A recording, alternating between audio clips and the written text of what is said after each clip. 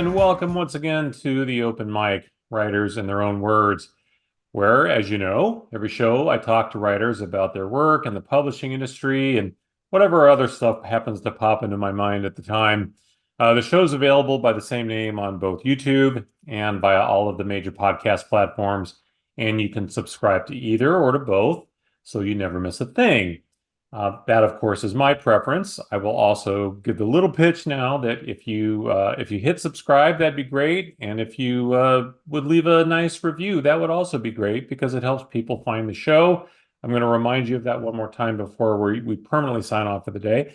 But I want to get right to my guest because my guest today is a man of many, many talents. He is a fabulous short story author. He's a book reviewer. He's also a podcaster and an interviewer. And more to the point for our purposes today, he is the author of 4 highly acclaimed crime thrillers, including his newest, When She Left, which if you are watching on YouTube, you see the big sign and behind him, which is great. We're going to talk about When She Left here in just a few minutes. I'm really excited to talk with him about all of this and also, some of his other affiliations. So please welcome the fantastic E.A. Aymar to the Open Mic. Ed, welcome. How are you doing today?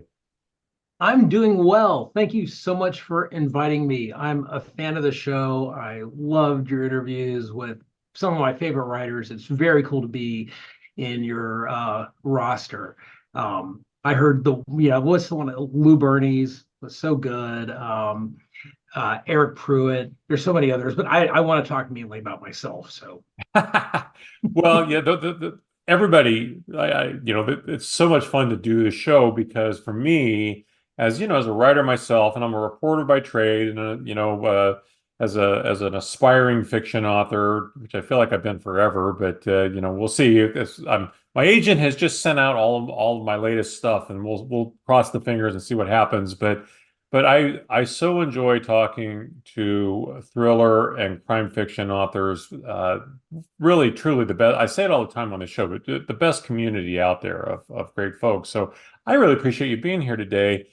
Like I said, there's a lot of stuff I want to talk with you about, but let's talk about the new book first because I'm hearing great things about it. So, and I'm reading, one of your earlier books now, so I know what, and I've read some of your short stories too, which are just fabulous, man. You really are a great writer. So, tell me about When She Left. oh, well, thank you for that. That's really nice, and congratulations on the stuff going out with your agent. There's nothing better for a writer than this waiting period.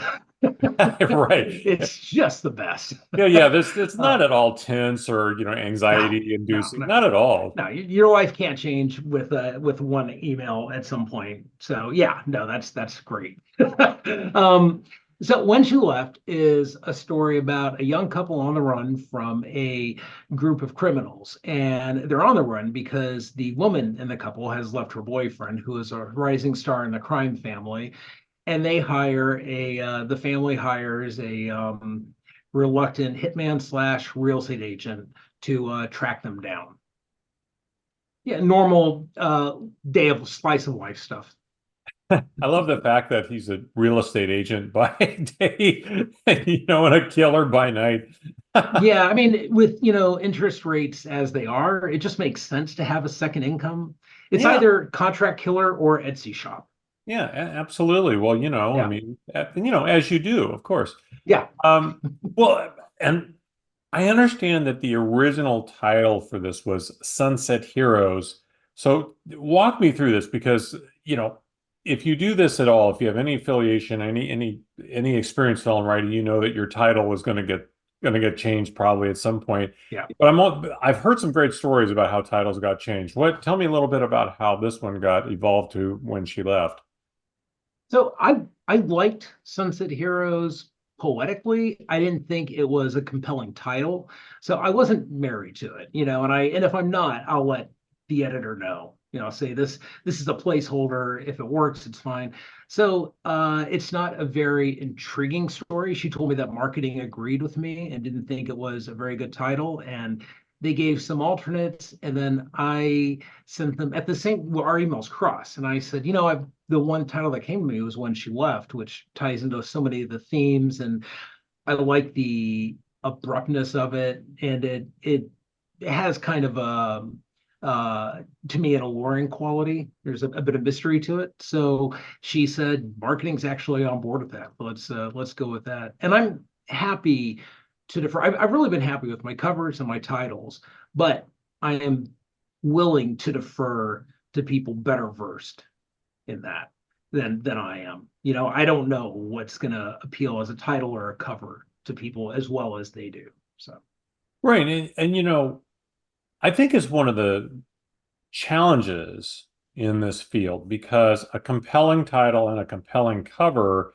I mean, the very first thing that you have to do is to catch somebody's attention. And yeah, there is a lot of competition out there in the world and a lot of really good competition out there in the world. And so, it really is important that you have something that's both eye-catching and of course, then you've got to make the first couple of pages just epic. yeah. Um, how much input do you have on the title and the cover? And then slash secondary, how much time do you as a writer put into, especially maybe that first couple of lines? For the title and cover, I think I probably could have really pressed and got something if I wanted something else. I think I really could have fought for it, and as long as it wasn't something offensive or is something that broke some sort of rule that they have, like maybe they didn't want swearing in the title or something, it would have been fine. I didn't. I actually have had a really good experience with the editorial team at Thomas and Mercer and the marketing team. They've been we've really been in alignment with our visions for these two books, so that hasn't been an issue. Regarding the first lines, I spend a lot of time on that, and I I think with this book, I don't think I had the kind of with When She Left. I don't think I had the kind of first line that I typically prefer. This book starts off right in the middle of action. Starts off in a diner where the couple on the run is confronted by somebody chasing them, and I wanted to have a quick start. I wanted things to go right away, so I didn't feel that I could have a lot of preamble with it. I really just wanted to get right into the action. And I kind of, I mean, I could have done it, but everything felt like it was delaying it. I wanted to go right in. Um, but I love a compelling first line. Those first line contests that they'll sometimes have at conferences, I think they're great. So yeah, I mean, the first line. I think one of my professors once said, and this was for short stories, but I think it's probably true with novels, that the first line and the last line and the second line are the most important for a short story in that order. Or the first line, last line of the first paragraph, I think it was. Yeah, because it is so much about um, meeting a level of expectation, I think, because people when they read a genre story, there are these expectations, and which also is a little challenging if your stuff doesn't neatly fit very specifically into a very tightly held genre. So I wanted to ask how you describe your work, how you see your work, because I mean, I could see it being noir or dark thriller, maybe hard boiled. I mean, these are all just word descriptive terms we throw out for this kind of stuff. How do you describe your work?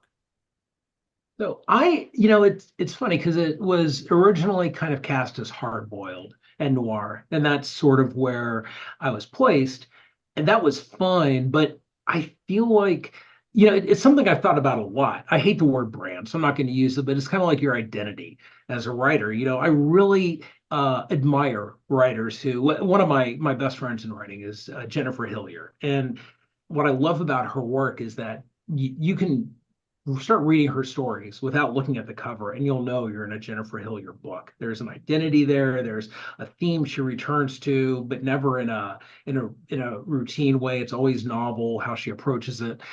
And I've often thought like, what would my books be?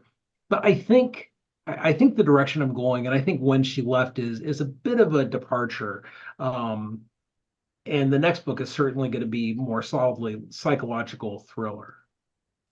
You know, I had a lot I wanted to say about violence originally, and I feel like I kind of got that out of my system. And now I really am interested in the other thing that's captivated me about writing is the relationships between people. Well, before we leave violence, let me ask you some questions about that because I mean, I think I'm one of the least violent people around. I'm a pacifist as far as it gets, but I'm inescapably drawn to crime fiction, which, as we all know, is often very violent. Which, I guess is escapism for me to some extent. What draws you to this genre, or originally anyway, drew you to this genre? It was, I'm actually pretty pacifistic too. I got a 10-year-old kid and I'm constantly telling him, especially when he was younger, like at 4 or 5, like, no, no, no, don't pretend you're shooting something. Don't pretend this, with your toys, don't do that. Because, kids are, very sweet and loving, but they're also little serial killers. They have no conscience. Right. So you really have to like instill that into them. But with me, there was a sense with violence that and what crime fiction allowed me to do was explore things, was write what I wanted, and it gave me sort of a pass to explore what I was interested in. I wanted to write about violence in a way that I'd experienced it in a way that I thought was important because I don't really care. In a way, I love violence, right? I love entertainment. I love controlled violence. I grew up with professional wrestling. I'm happy to watch John Wick, all the Avengers movies, Star Wars. It's fine. There's always a lot of people dying in those movies. But it's done for entertainment. I'm okay with that. I don't want to write that, at least not with these books. I'd like to, but with these books, I want the violence to bother people because that's how I think violence truly is. Right. And one of the things that I always think about in this case, so my brother was a cop. I've known many, Yeah. many police officers and and so many of the men, and it's almost always men who write crime fiction that um come from law enforcement. It's almost always men. Um and or the military, where violence or the threat of it is definitely a part of everyday life. And so I'm curious often what is maybe in a person's background too that leads them to this. And I asked that again. My brother was a cop, so I grew, and he's a lot older than me, so I grew up hearing a lot of the stories of things that he had experienced. And he'd also been in the military, had been in Vietnam and all that. So even though I mean, and we were pretty poor, so I grew up in rough neighborhoods, and it's where it's a constant thing where you always have your head on a swivel to some extent, right? So I understood it all, which is another reason I'm kind of surprised that I want to read about it because it was such a part of life, and it's not definitely part of my life now. What in your background helps you in terms of approaching writing like this or addressing that part of storytelling? So it's two things, and they're connected, they're intertwined. One is I grew up in a lot of all male uh, groups. I was a military brat. I was into sports. I was in a fraternity in college. It was very much sort of very traditional male structures. And I eventually began to be kind of repulsed by those structures. Um, and with that came a distaste for a lot of what's portrayed in crime fiction with violence, especially by male writers. I'm not really into the hyper masculine killing machines that we see so often in crime fiction. They're fine. They're fine. I'm not, saying that someone like Jack Reacher shouldn't exist or anything. I mean, it's great. It's fine. Like I said, there's a place for that. but I also think that it's doing a bit of a disservice to men because I think we're more than that. I think there's more there that can be explored, and when we don't do it, I think it gives into um to a sense of reductionism, and it makes us, and we turn to sort of toxic behavior and attitudes and approaches. I want to write against that. So the other thing about that was when I started writing with the my first-ish book, The Unrepentant, when it came out, it was heavily based in sex trafficking. I researched that subject. I talked with people about it, survivors of it, and advocates. Um, and I talked to current sex workers, and I was struck. It's very hard to study that and want to make a man a hero in a book because the men in this world are the villains, and it's a very distressing world. So all Yeah, of that led me away from it. absolutely. I have a very good friend of mine that actually works for me now too as a reporter, and he started out as well, he's a reporter for many, many newspapers all over the country, but he specifically went to the Las Vegas Review-Journal to work on an investigations team. And that's one of the first things he started investigating was the world of sex trafficking and, the connections to things like the music industry and particularly Mhm. rap and hip hop, but police corruption and so many things. And he actually got close enough to some very well-known people that they fired him because he was some of those people are also friends of management. And I mean it became a big deal. And so now he wrote a book and it comes out later this year Oh actually. wow. And I've read the proposal and other parts of it, and we actually just did a series on it too at the publication that I'm the managing editor for. And it really is a world that I think the average person really can't comprehend how bad sex trafficking really is and how widespread it is and how um, it's so often right under our noses. And yes, it's a very male-driven thing, and it is there are no good people. There are no good people.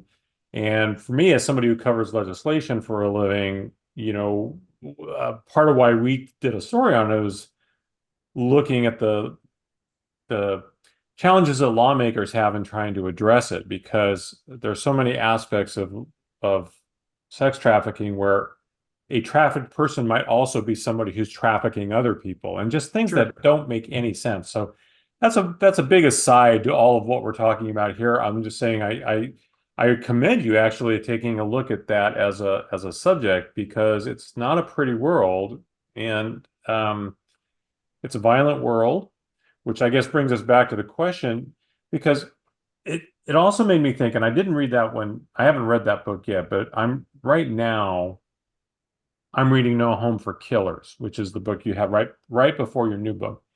And I'm loving it. And I love Oh, that your good. protagonists are two sisters who are dealing with essentially with the murder of their abusive brother.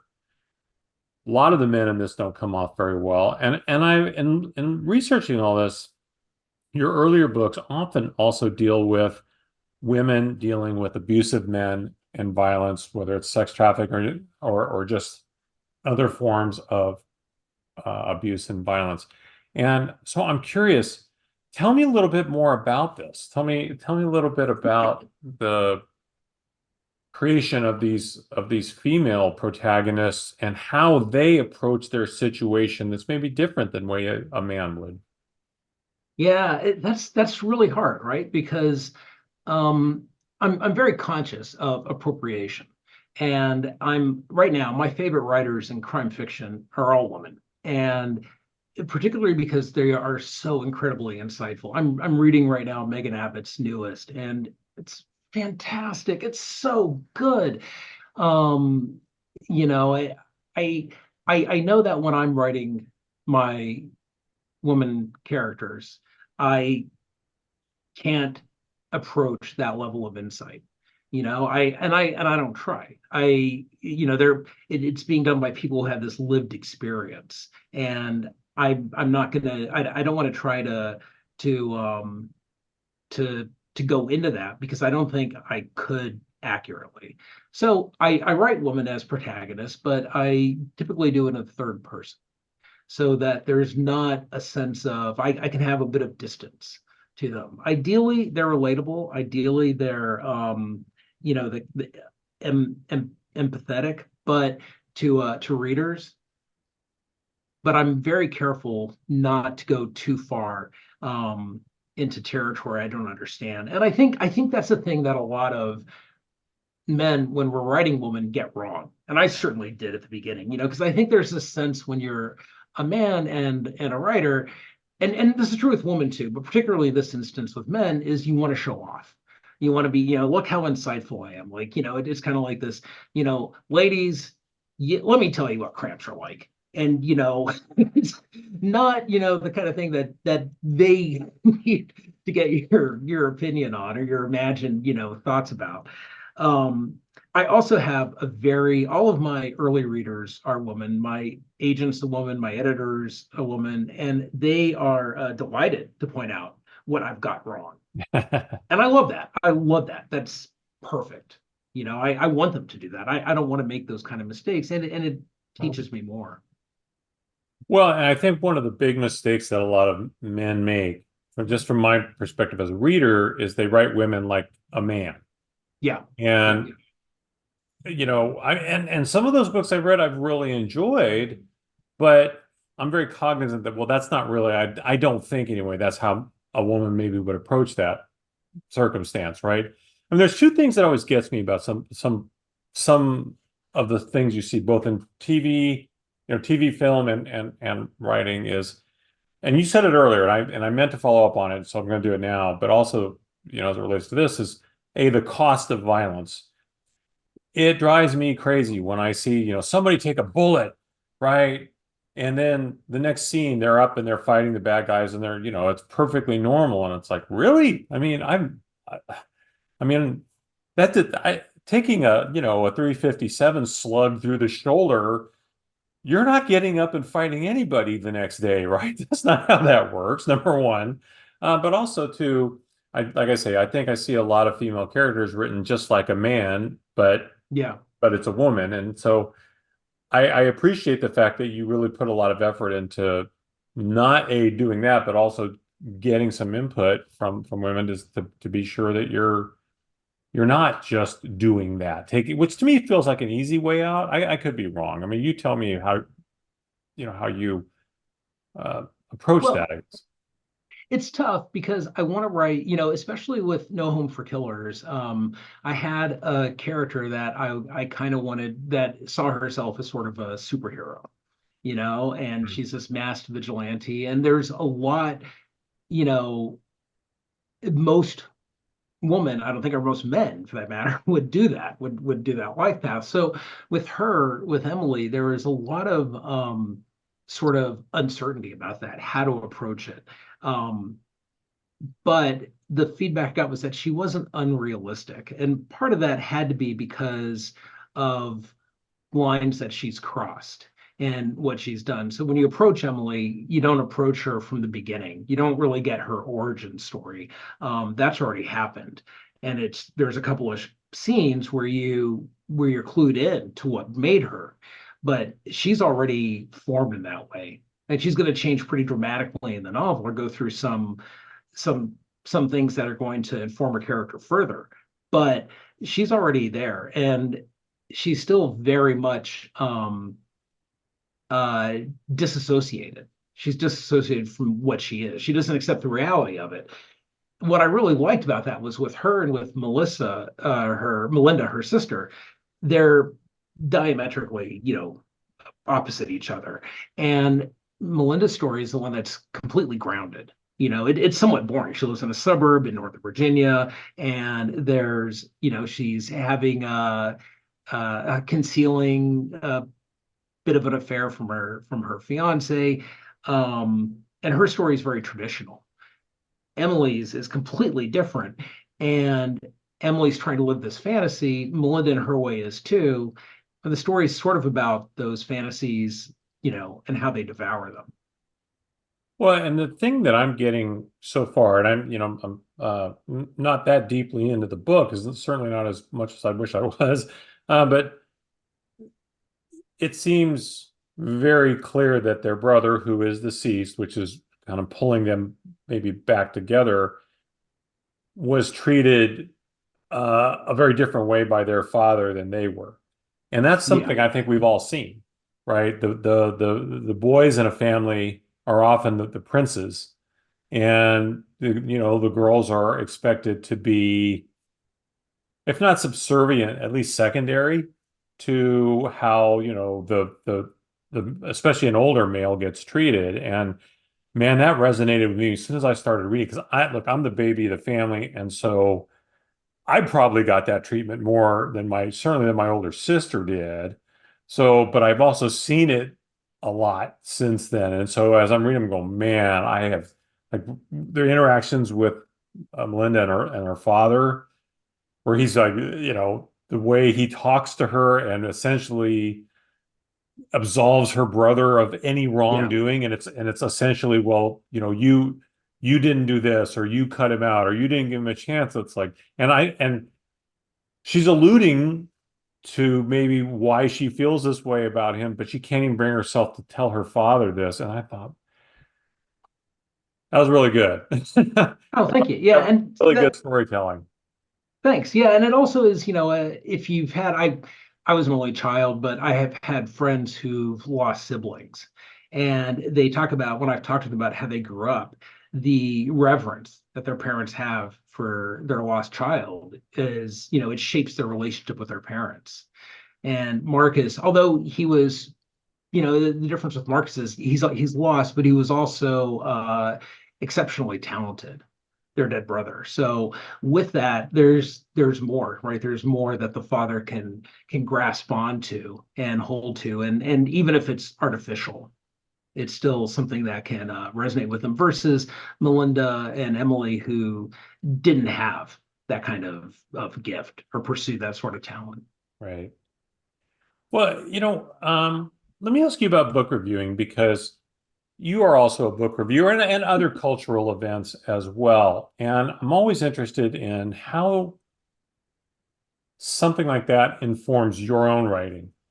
You're observing and critiquing to some extent all of these other artistic presentations, and interpreting them for people. How does that inform your own writing when you sit down to start telling your own stories? But it's funny you ask about that because I did not want to review books. That was I wrote a monthly column for a local publication called the Washington Independent Review of Books, which I loved. And a couple of times I reviewed books for them early on, and I gave one a negative review, and it kept me up all night. I just hated it, and I still regret it. And I've decided that, and this isn't a good approach, I think, for an honest book reviewer, but I'm not going to review books I don't like. It's I think a negative review should be in some ways as constructive as a positive review because I want to learn what somebody did wrong, but it's very hard not to be subjective. And I try if I'm going to point out something wrong, and in every book review I've done, I've had one paragraph, no matter how glowing the review was, where I had to say, this could have been better. And I try to make it something that is inarguable, and that's really hard for fiction, but or literature in general. But there's got to be something there that I'm like, what? This wasn't very well. The language was lazy at times. The ending didn't work. This character was one dimensional no matter how much I like the book. There's something there. Otherwise, I don't think I'm being honest. Happily, every writer I've reviewed, and I began reviewing again. I'm doing it now for the Washington Post. They've all reached out to me, and I'm always like, why are you reaching out to me? And they're all like, thanks for the review. I'm like, oh, okay, maybe you didn't read the whole thing, or maybe you did and you're cool with that. I'm fine, man, thanks. But it's something I've accepted because I want to be, I want to write novels. Everything's in service to novels for me. But I also I want to write essays and short stories. And reviews are a way sort of to offer cultural criticism. When I do it for how it informs my own writing is really, it keeps my head in the game. It shows me what other writers are doing. I'm a slow reader. This makes me read fast, which I appreciate. I'm not just going to read my friends if I'm doing this. I'm not just going to read, books that I pick up at random. This is going to be, a book that was sort of, deemed like one of the bigger books coming out that year if the Washington Post is considering it. And that, lets me know what my colleagues and competitors are doing. And I'm curious too, because I think one of the things, you're told as a writer is to read a lot of the thing that you're maybe trying in the genre you're trying to write or what have you, Yeah. essentially to read forensically a little bit, Hmm. which I had to learn how to do because I read a lot and I'm a fairly fast reader, but I read, for the most part, I've always read for pleasure. Of course, then I started doing this, and now I have to read so many more books than I even used to. It was not uncommon at all for me to read 6 or 8 books at a time, right? Just pick up. And I'm a little bipolar sometimes, I think, in the way I approach these things. I didn't mean that as an offense to anybody. I just realized you got to be really careful how you say things. I can be a little scattered with that stuff. The bottom line is I have learned to read and really notice well-written phraseology in a way Yeah. that I didn't used to. And the same thing with poorly written things. I notice them in a way that I did not used to when I was only reading for pleasure. And that's something I'm curious about. As you read these books, even as an assignment or these short stories, what have you, do you ever find yourself going, I love that the way that he did or he or she did that, or ooh, I hope I haven't done that. It's something I've written, or I have to make sure I don't do that, or what have you. Do you get that kind of visceral reaction when you're reading to do a review?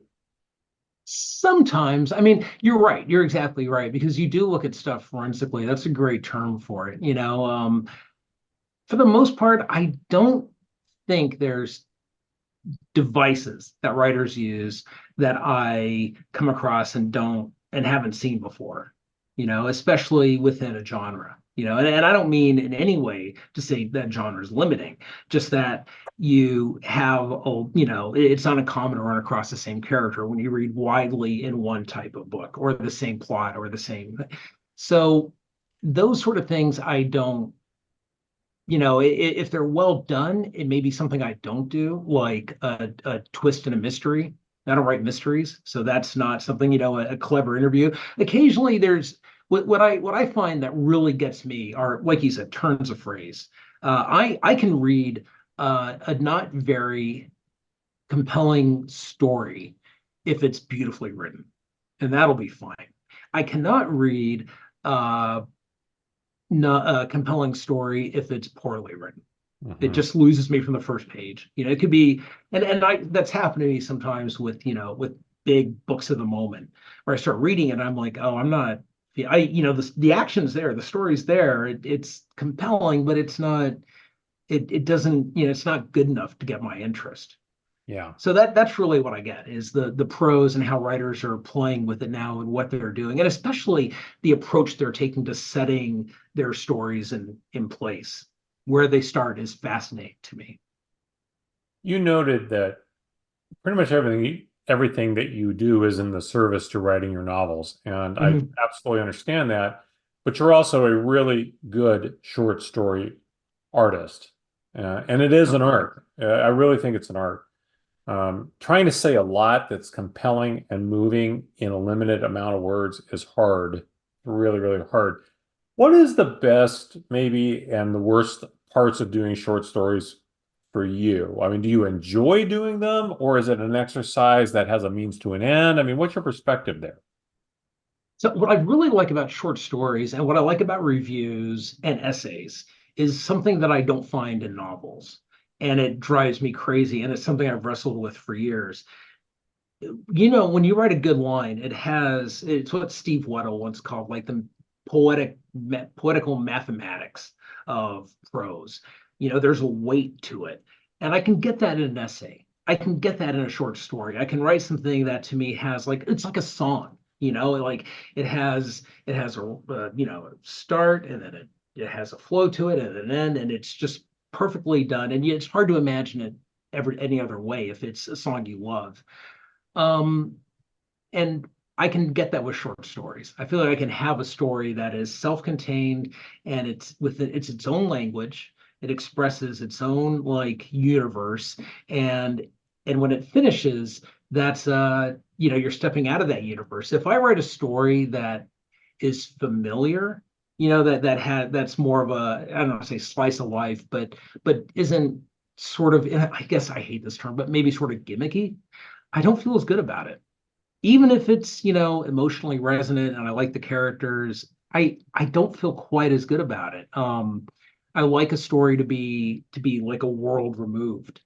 You had I think I think like maybe half the short stories I wrote are okay, but there's also just fantastic writers out there now who I hold in such high esteem. You had Art Taylor on, and I don't think there's a better short story writer in crime fiction or really honestly in American literature I've read. I mean, he's up there, I think, with guys like George Saunders or Joyce Carol Oates or others. I mean, he's fantastic, and doesn't nearly get within crime fiction, he gets the acclaim. I think he should have it outside of the genre as well. He's great. And his wife, Tara Laskowski, fantastic short story writer too. I hold both of them like in such high regard that it's hard for me to think my stories are, anywhere near what they're approaching. Yeah, I agree with you. Art is just a Hey, agree with me. What are you're supposed to say? No, no, no, you're better. well, I mean, other than you, of course. I mean, Yeah, yeah, thank you, that goes thank you. without Yeah, saying, right? Some things are. yeah, Um, you have a really good newsletter too. I thought I'd give you a shot here to plug your newsletter because every writer this day and age pretty much has to have a newsletter, I yeah. suppose. But they're not all great. Yours is really good and compelling. Tell me a little bit about your newsletter. Yeah, so it's Crime Fiction Works. It has a good subscription base of about 5,000, I guess, right now, and it's comes out every 3 weeks. And it talks about different stuff that I like that's happening in crime fiction. I'll either talk about books coming out that I like, or I'll have an author come on and talk about their book. I'll interview an author. I don't really have a set pattern with that, but I do open every newsletter with a small personal essay. And sometimes those can be pretty good. And sometimes it's more just like, hey, how are you, like a Q&A that I'm just kind of goofing around with. But it's odd because like you said, everything for me is in service of my novels, and it's very hard when you're a writer, especially if you want to be really active.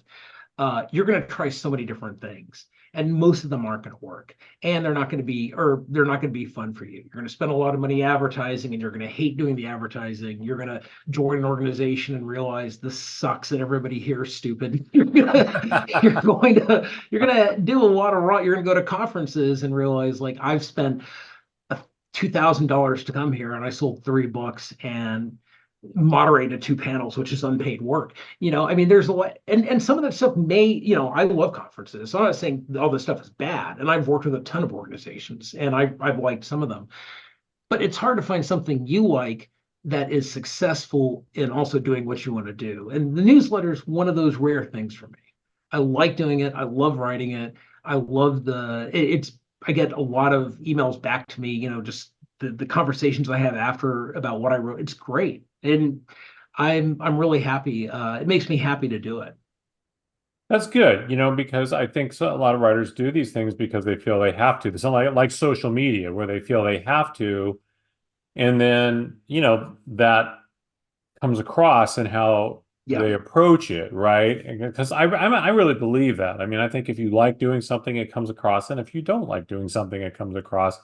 And I talk with writers all the time about social media, and I was on a panel at Left Coast Crime Think or BoucherCon, I can't remember which one recently, and I with a lot of other social media folks or people like do podcasts and reviews and that kind of Mhm. thing, and it's one of the things I said to the crowd was when you do social media, and you hate it, then don't do it. Because if the only thing you use it for is to say, buy my book, buy my book, everything's about buy my book, and you don't have any of the kind of interaction that you're talking about, it wears people out. It wears me out. I will not buy a book if that's all somebody ever does is come at Yeah. me to buy their book, right? But I'm infinitely interested in backstory or the peripheral story or just other perspectives and getting to know somebody a little bit beyond just that thing they do. So I that's what makes your newsletter really interesting to me is that it doesn't have that just, hey, by the way, I got a book, right? Whap, whap, whap, Yeah. I that's mean, everything I've ever done in crime fiction has been, and I don't mind saying this, it doesn't sound as altruistic as I would like people to think I am, but I've done, I've done a lot to help other writers with their careers. I've mentored, I've worked with organizations, it's time, it's money, and I've loved that. But I didn't get into writing to help other writers. That's not what I want. There's, I've never understood people who are that way until I realized, like, I would do this for music. I don't want to play music. I have zero interest in it. But if I could help I have friends who are musicians. If I could work with them and help their careers, I would do it in a heartbeat. But and they'll help other musicians, but they're doing this for their music. They'll teach and stuff to make money, but their center thing is to create music. My thing's to write. And if it doesn't, something doesn't service that, then I'm not, I mean, I'll still do it, but it's really at the end of the day, I want to find something that that raises my own book's awareness. well, speaking of that, you noted you've been a part of several organizations, International Thriller Writers, which is great, Sisters in Crime, but also Crime Writers of Color. And I bring this up because this organization has got a lot of attention in recent Mhm. years. There has been a lot more, I think, awareness of um, maybe how the industry has approached non-white writers and not always for the better, for sure.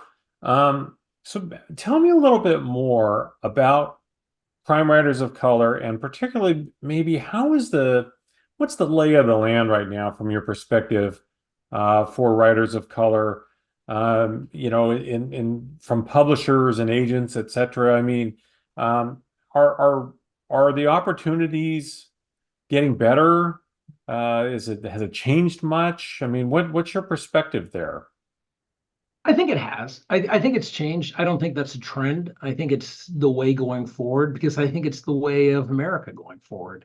I never felt like I had a voice really because I'm mixed, right? I'm half white, half Latino, and I don't really, firmly fit into one of those two cultures.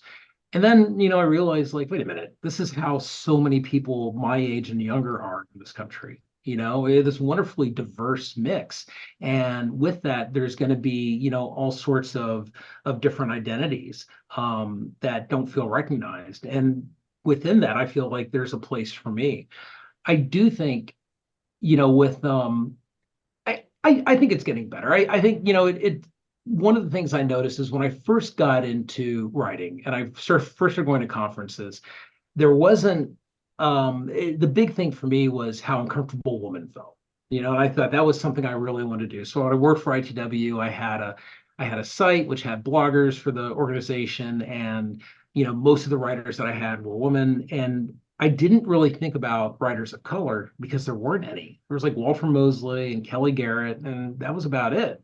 And Kelly and I came up together. So, it and Kelly was the one who told me, they're out there, they're just not published.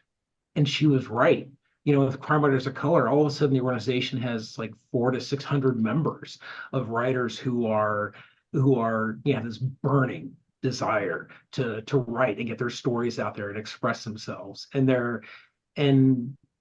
so when they've been given the chance, someone your S.A. Cosby or Kelly Garrett or Mia Manansala or Tori Eldridge. I mean, so many writers out there have these unique, wonderful perspectives they can bring. I think, there was a sense in publishing, right, that these stories wouldn't appeal to white readers. And that's why they were dismissed. That was everybody had heard that. That was, like if it's a, a book by a black writer, it's going to be black literature. Right. And there was kind of a marginalization there.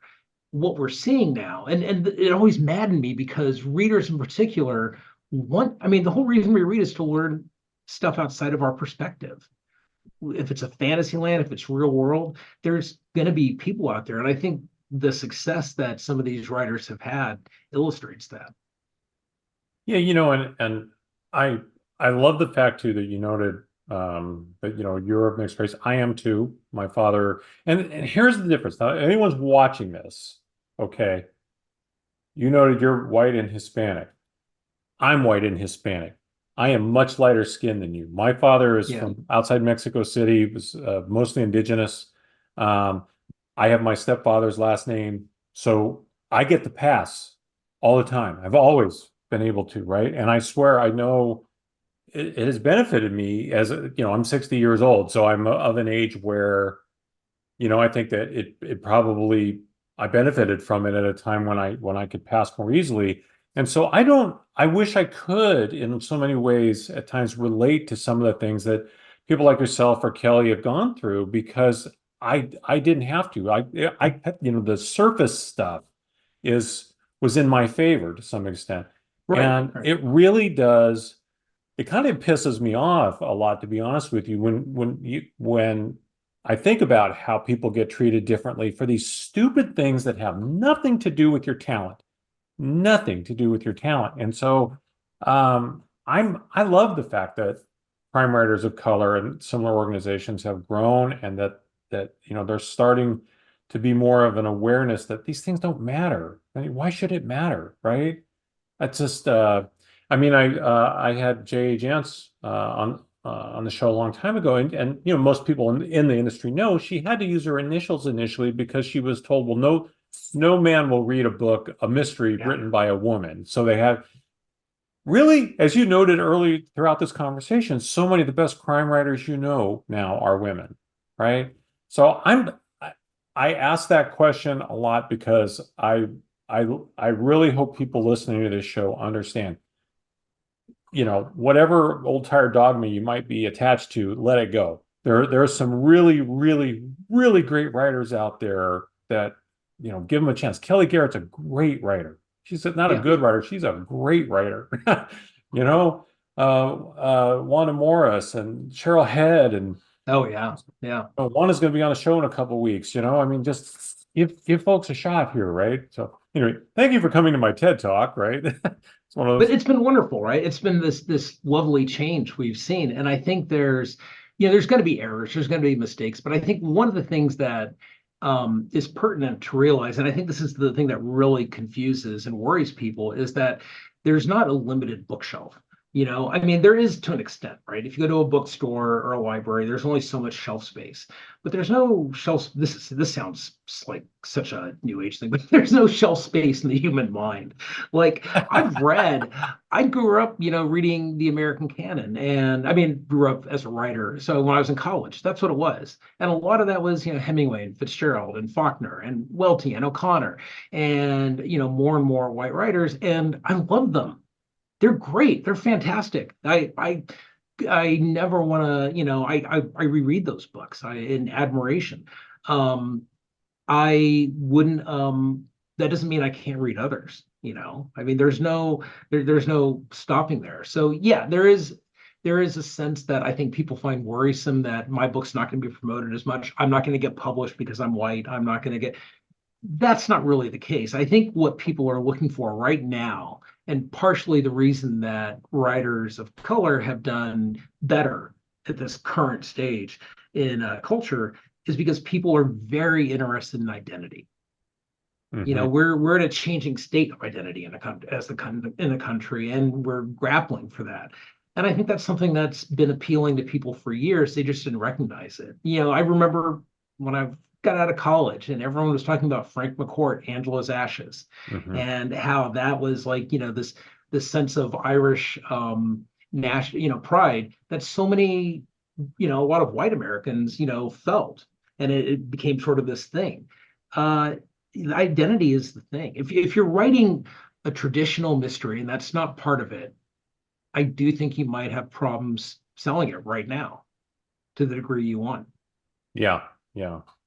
Well, I will tell you, I read the short story collection, Midnight Hour, and I Oh would yeah, yeah. really, really strongly recommend anyone listening or watching this show, if you haven't really discovered a lot of, great writers of color, that's a great place to start. Ed's got a story in there that's fabulous, but, Tracy Clark is in there. There's many, many other great writers. Check it out. I mean, really expand your mind, expand your horizons. It's a great thing to do. And books and stories are a great way to expand our brain. You don't even have to leave your house. Think how easy that is, right? I hate Um, leaving my house. well, Ed, I've got only one question, and it's always my Sure. closing question. This is the one I always I hope is fun. I mean for it to be fun, The, maybe a little challenging too here. the So, dinner one, right? I'm yep, ready. if you've watched the show, or if you've seen the show, heard the show, I'm going to give you three people here. I have the omnipotent magical power of putting you together with one of these three people for dinner, drinks, whatever. Who would you choose and why? And the options I'm going to give you, and there's a little bit of a pattern here. I'm sure you'll see it pretty quickly. The options I'm going to give you are Griselda Blanco, Lizzie Borden, or Bonnie Parker of Bonnie and Clyde fame, if you don't know who that bomb. Yeah, Who yeah. who would you choose and why? It's got to be Lizzie Borden.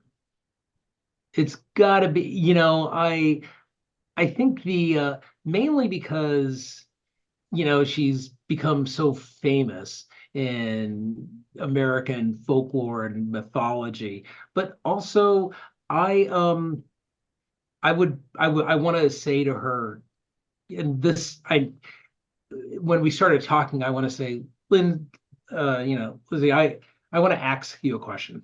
And I just think that would be really funny. And I wonder if she'd like it. And if she did, I'd be like, you know what, we're going to be friends. If she didn't, then it would just be a good way to start the evening.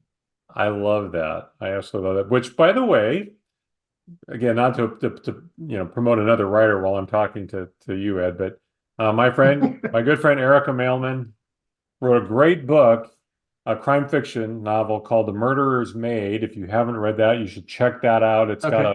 It's about Lizzie Borden, but it's interweaved with a modern crime fiction story. It's really, really good. It came out a couple years ago. Highly recommend it. Okay. But yeah, Lizzie Borden, that whole story, man, that's one of the great, I guess, unsolved mysteries of, Yeah. Right. we don't know for sure, right? So good choice. Good choice. I like to think I give you something to think about and with those options, and Oh you probably yeah. figure out the Yeah. Yeah. pattern. Three women known for, Yeah. some violent Horrific. activity, I guess. Yeah. Um, Ed, thank you so much for coming on the show. Really great to have you. Really appreciate all of your insights. And I've said this before, but I'll say it again. One of the great joys of doing this show for me is getting to discover writers who I haven't discovered yet. And the more I do, the more I discover. And that is a big part of the reason I do this, because I don't make any money, folks. You'll notice there's no ads here. I don't sell anything. This is just to help share the word about writing and good writers and how good folks do this. And so I hope you get something out of it. And also, it's great advocation for me to learn more about publishing industry and motivation. And so I hope everybody leaves a little inspired, because I always do, that's for sure. And Ed, I really appreciate your contribution to that here today. No, it was lovely talking with you. Thank you so much for having me on.